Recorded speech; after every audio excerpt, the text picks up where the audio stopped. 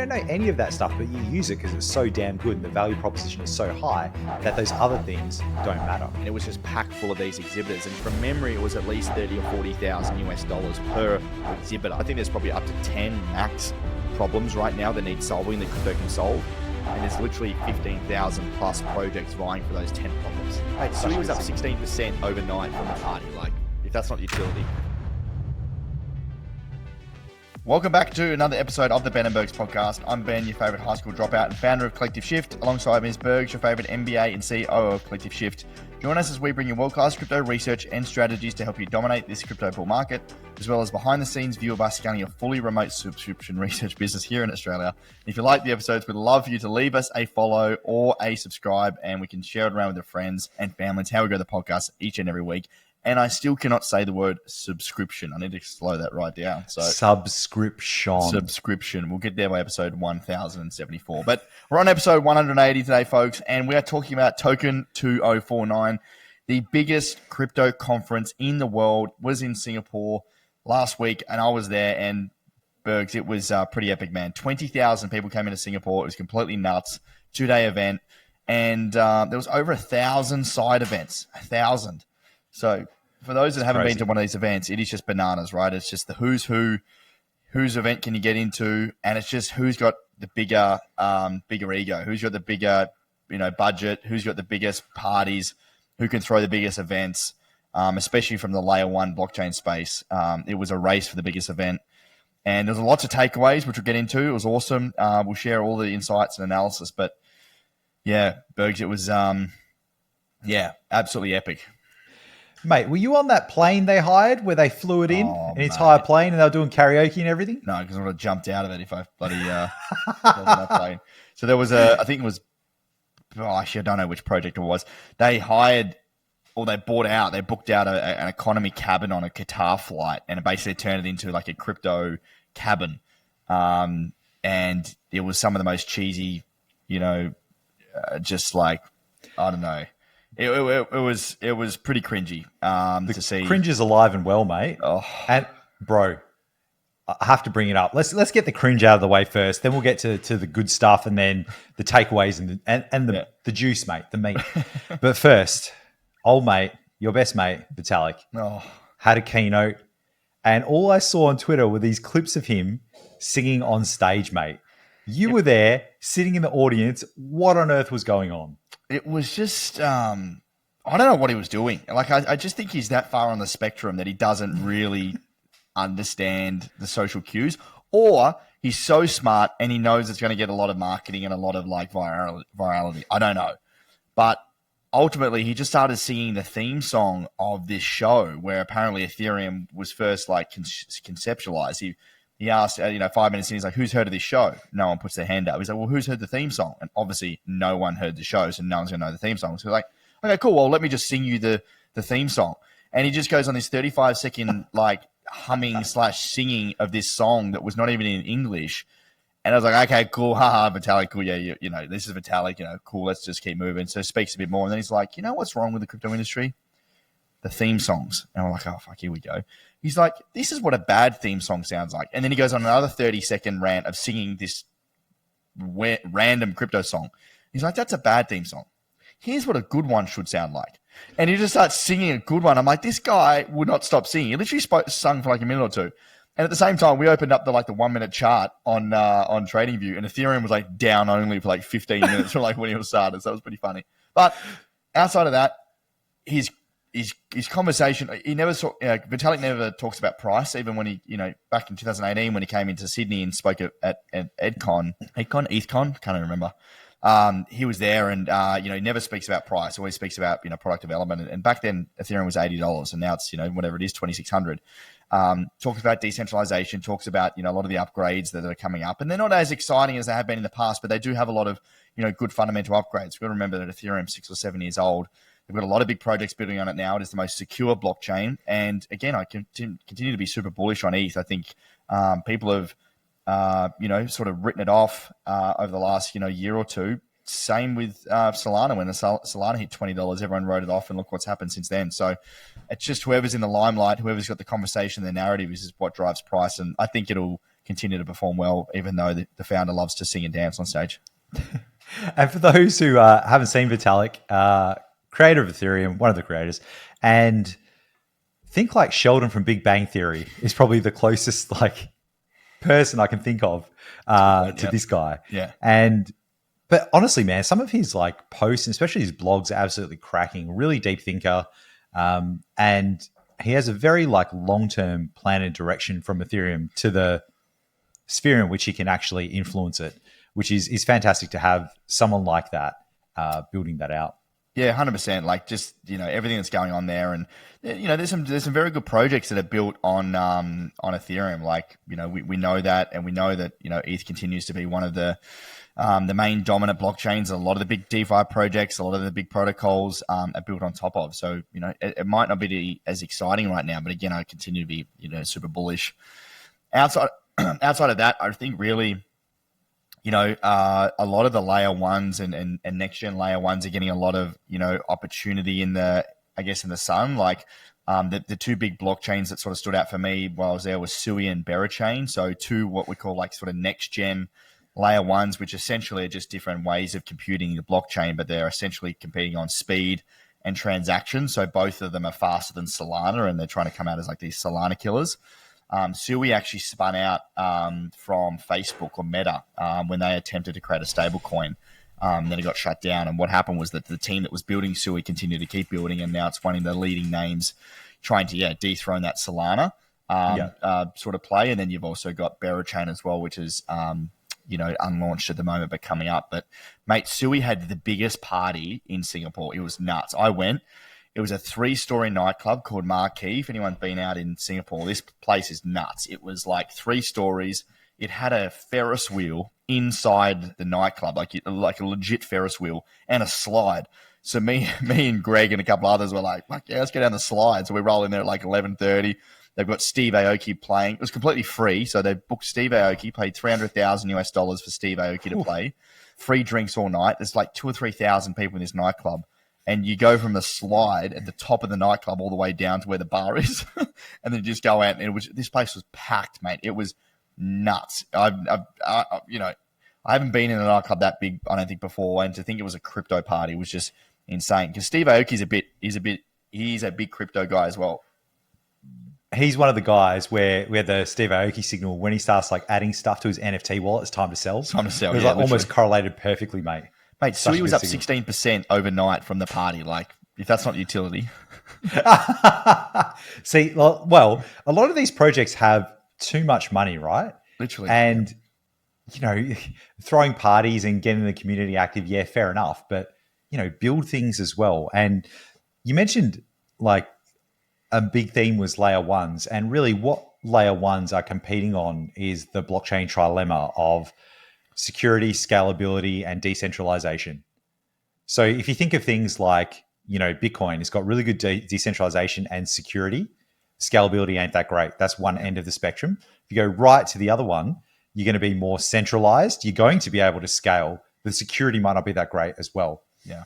So that's a huge spectrum on which these chains are trying to compete to attract customers to use their blockchain. Yeah, spot on, mate. And I think the reality is there's so much saturation in this space. Like there's so many layer ones, there's so many layer twos. If anything, I've sort of come back and realized that, that I'm continuing to try and keep a really simple portfolio, not going to try and chase too many coins. Like, we're really still waiting for that core product. Like, what is that consumer product that people know crypto for? I think for AI, and we've spoken about this a little bit, AI was obviously ChatGPT. Once ChatGPT was launched, it was like, everyone's like, oh, cool, I understand AI, I know how it works.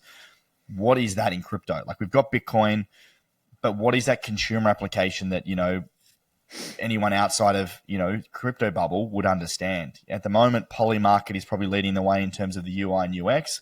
It's been, mentioned in mainstream. Polymarket, for those of you that don't know, is basically a decentralized betting app where you can basically bet on markets. The biggest one right now is the US election. And it sort of gives you like, a no middleman sort of idea of how to, bet on markets. But again, I don't think that's really like going to be like the killer app for crypto. Like, what is that thing going to be? There's a lot of conversation about, but the biggest takeaway on why we haven't got that yet is because there's really just a lack of one quality founders. This was an interesting take from one of the VCs that he's basically saying there's a lack of quality founders that know how to build consumer applications. That's one. Two is consumer applications in crypto don't get funded as much. So all of the VC funding predominantly goes into infrastructure plays. That's why there's so many layer ones, because they essentially have bigger valuations. And number three is there's a lack of understanding from retail investors, which is putting a price cap on the valuations because of the lack of retail understanding of how these projects work. So that was kind of the three takeaways as to why. Yeah, like if I got the average person or even crypto person and said, tell me the difference between Bitcoin, Ethereum, Solana, XYZ chain, they wouldn't be able to do it because it's very difficult and it is very technical. And it gets to the point where people are going to stop caring about the technology, the decentralization, the security, and looking at the application and what it actually does. And think about that today, like in Facebook. Do you know about their security or what they do or decentralization? No, you don't care. You just use it. Or WhatsApp or Instagram or Twitter. You don't know any of that stuff, but you use it because it's so damn good and the value proposition is so high that those other things don't matter. Yeah, spot on. And to that point, I think like the narratives that are driving in the moment aren't the most exciting, from a retail perspective, but they are the most, I guess, the most development that's happening in the space and getting the most limelight, and that's AI and DePIN. Again, two super complex sort of topics. One, I think on the AI side of things, one I took away from it was, and again, a lot of the AI panels was pretty intense. Like we're talking pretty, smart AI guys and girls that I was, roughly staying on top of, but some of the things I was sort of getting into was pretty insane.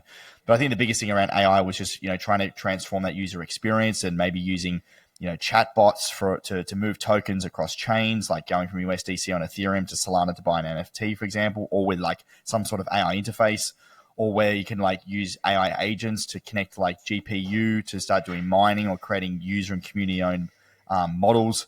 And the other one was obviously DePIN, which stands for Decentralized Physical Infrastructure Networks. I'm an investor into Hivemapper, where you're mapping real world. So you're mapping real world maps in real time and selling that back to digital companies. So that's just a couple of examples. Again, we don't really know. It's very complex. I've just spoke about this before. There's a couple of very big ideas in the AI space that I think is going to take a long time to come to fruition, but I think it's probably going to get the retail interest. That's right. And it's like, do the consumers actually need these things? Like for the longest time, AI has existed before ChatGPT. It was just very difficult to use. There were a lot of stats. You had to be a programmer. And then now all of a sudden you've just got natural language processing, which is also a data science and AI thing. You can just talk to a computer and it'll give you back what you need. And that has incredible value. You don't have to, I could get my mum to use it. Like I don't have to teach her. I don't have to do anything. And if a lot of consumer apps need to be like that. At the moment, crypto doesn't really have that. You don't need to do anything unless you're an investor. You want to custody your own funds with a bearer asset. You understand high-level economics, technology, all that stuff. You'll be an investor in Bitcoin, Ethereum, and a few others. But if you really want to experiment, like the majority of people aren't going to come to crypto for the experiences and things that we offer.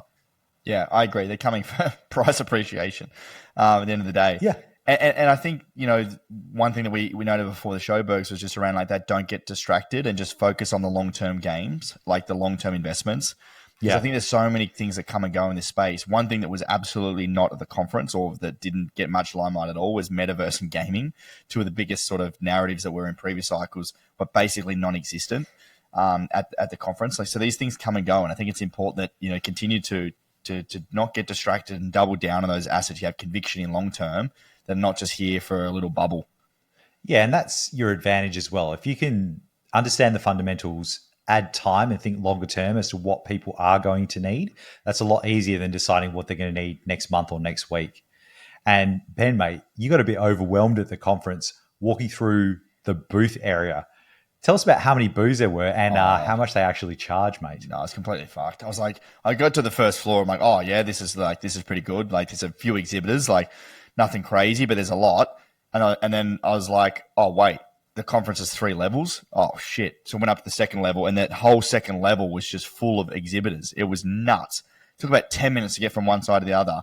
And it was just packed full of these exhibitors. And from memory, it was at least 30 or 40,000 US dollars per exhibitor to be there. because we were looking at potentially going to be involved. And when I looked at it, I'm like, not a chance on earth am I, spending that much money to get there. Because again, like these conferences, there was $600 a ticket, Bergs. Like it's not like, your everyday investors like rolling up to this conference and spending $1,000 on a ticket. Like it was a lot of B2B. So what ended up happening was it's just basically people selling stuff to each other because everyone there's BD people, right? And trying to sell and, build business. There was a lot of exhibitors.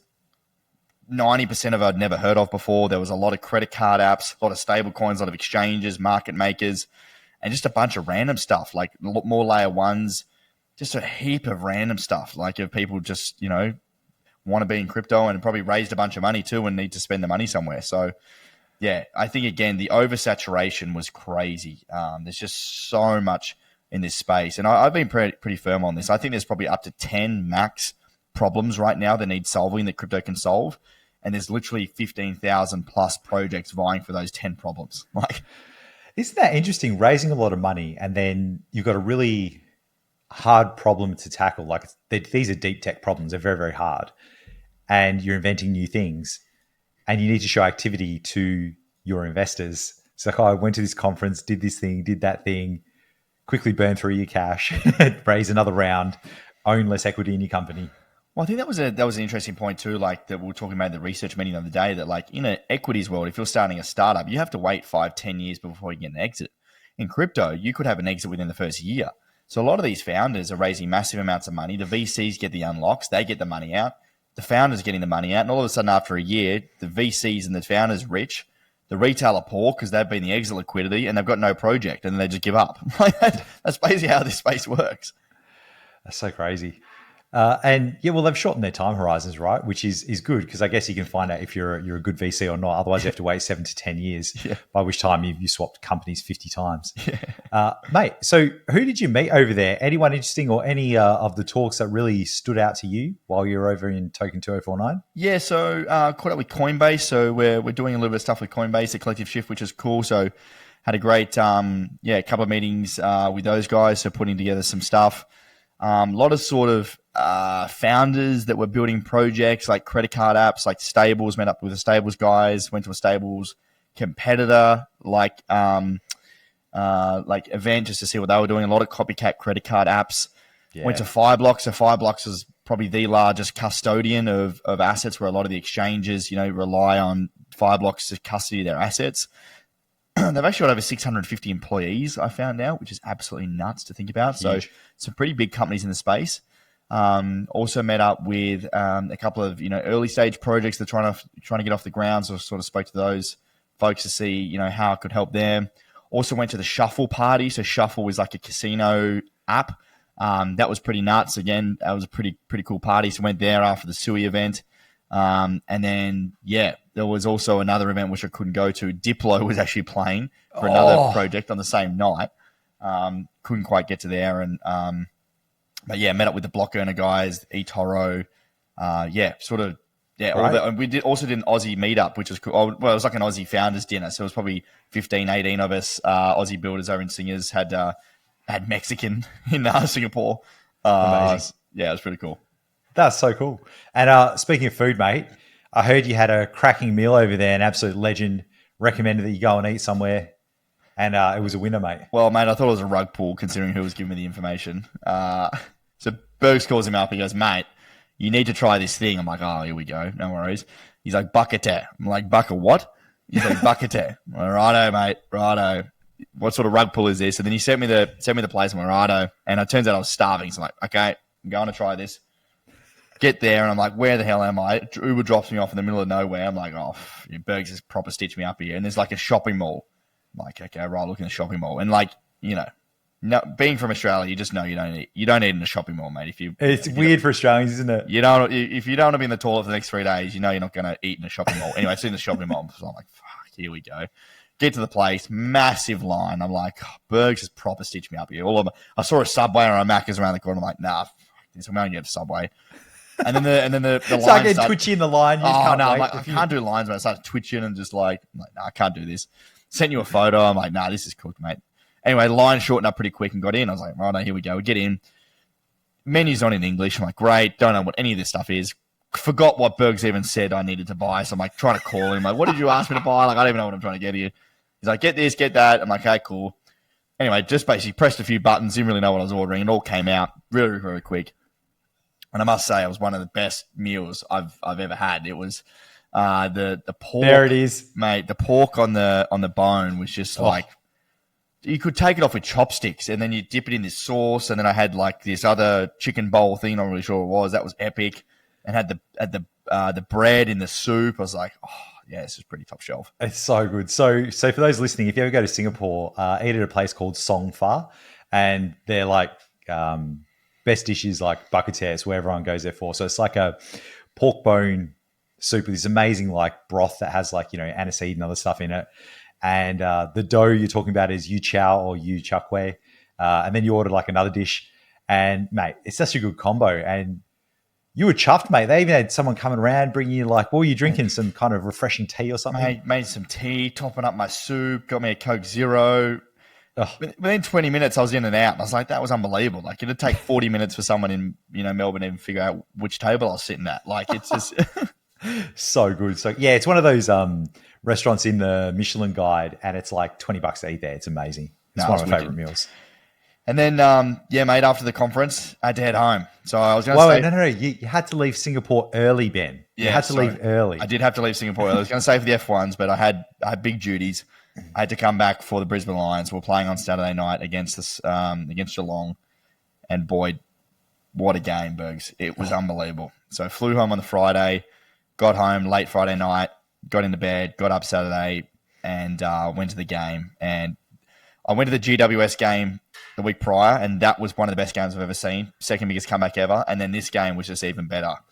It was to and froing all game. You didn't know who was going to win. 95,000 at the G. You didn't know who was going to win in the last 30 seconds. It was just phenomenal. And I bumped in at halftime, went to a mate's housewarming. It was my second party for the day. So got there halftime, all like 20, 30 points behind, something like that. I'm like, oof, rough. And mate, so many quick goals, absolutely dominating, toing and froing. Even in the last few seconds, Geelong could have won the last minute. It was just edge of your seat kind of stuff. It was to be there. There's nothing better than live sports. And I'm a pretty tragic Brisbane Lions fan. I was there last year when we lost by 4 points in the granny.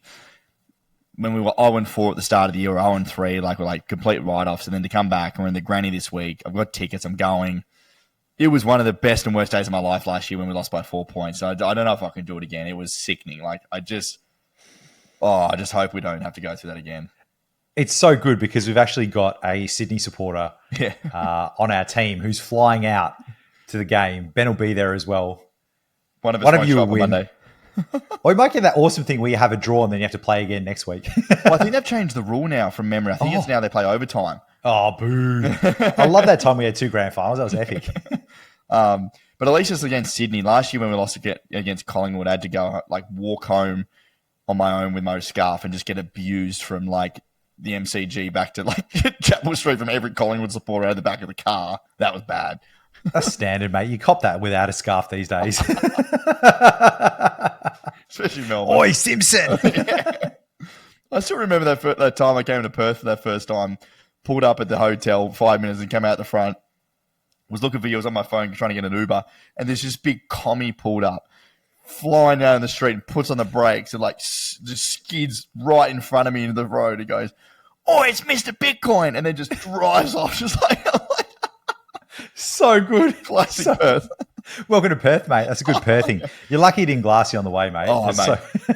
Out in the hood where you live, mate. I have to wear a helmet. Oh, bro. Yeah, don't come out here. You get stabbed for sure. Awesome, mate. Before we wrap up, any final thoughts on 2049 and Singapore and everything that you saw there, mate? Just that we've got a big Q4 lined up. I'm super excited. A lot of big altcoin launches that I think, many are sleeping on. We've got big VC interest in a lot of projects. Potentially, we've got token launches from the likes of Poly Market, Scroll, Eigenlayer, Story Protocol, Berachain, Monad. There's a lot of big things coming up, and I think that's going to really fuel a lot of excitement in the back 3 months of this year. So, yeah, hopefully going to be a pretty exciting time. Absolutely legendary, mate. Awesome, guys. Thank you so much. Thanks for tuning in. If you think your friend or family member or colleague would enjoy this episode, we'd love for you to share it around. It's how we grow the podcast, coming to each and every week completely free. No ads, no commissions. No affiliate links, just giving you the beans to help you in your crypto journey. So thank you so much for listening, and we'll see you on the next episode. Thanks, champions.